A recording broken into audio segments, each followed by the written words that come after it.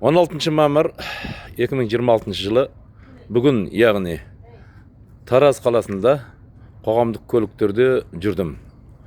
Сол қоғамдық көліктерде менің көргенім тапа-тарбағай жүгіріп кіріп, тұлпардың қыздары жағындай билетті жағы басатын, картаны басатын жағы нелерді блокировать етіп тастайды екенді. Жүгіріп келіп бәрін 11.000 теңгеден штрафтап 11.000 теңгемен айыппұл сап кетеді екен. Мен бұған қосылмаймын, бұл қылмыс бір адамдар үшін, қазақ елі үшін қылмыс деп ойлаймын да. Неге дегенде, сен өзің ойла. Мен қазір темір жол вокзалда мініп алдым, Жансаяға дейін мен баруым керек. Мен енді темір жол вокзалында міне салсам, төлесем билетті да, билетті төлеп қойсам. Анағы шұрот автобустар жолды сынып қалса, ал енді сендер басқа автобусқа мініп кетіңдер десе, мен арғарта тағы да ақша төлеуім керек па сонда? Мейлі, мен де бар төлеймін да.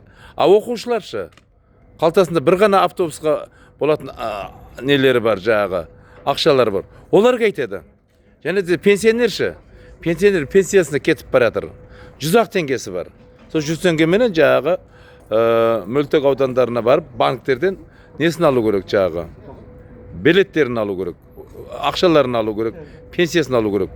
Олар жағы тоқтады, кіре салды да, жағы тұлпардағы қыздардың айту бойынша, олар кіре салды да, ақшасын төледі.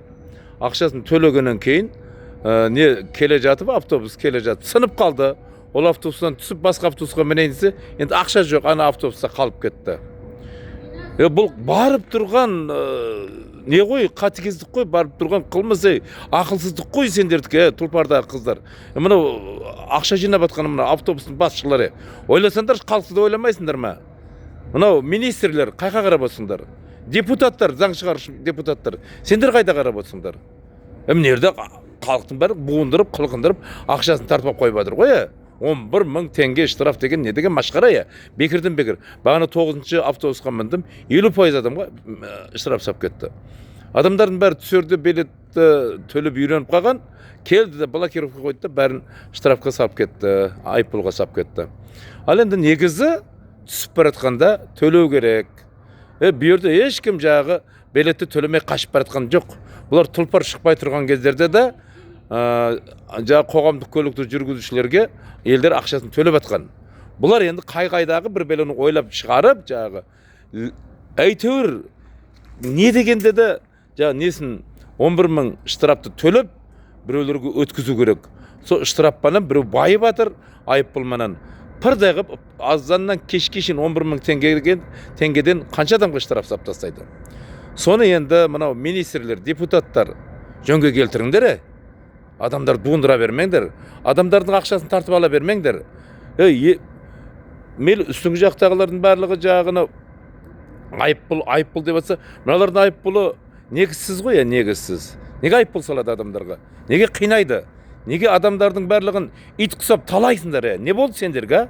Не болып кетті? Не көрінді сендерге осы адамдардың барлығын талап қонықып кеттіңдер ме? Өлдіңдер ме ақшадан? Не соншалықты?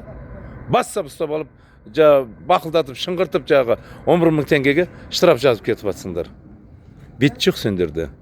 Мына адамдарға бұндай қызмет болмайды, болмайды. Мына депутаттар, сендер кім халық сайлаған жоқ қой, бірақ өздерің сайланып қалсыңдар ғой, сайланып алсыңдар. Мәжілістерде көріп жатырмыз. Жұбашқайларын шайнап ұйықтап отырасыңдар. Халықты қараңдар. Мынау бір-бірін тұтып жеп қоятын түрі бар.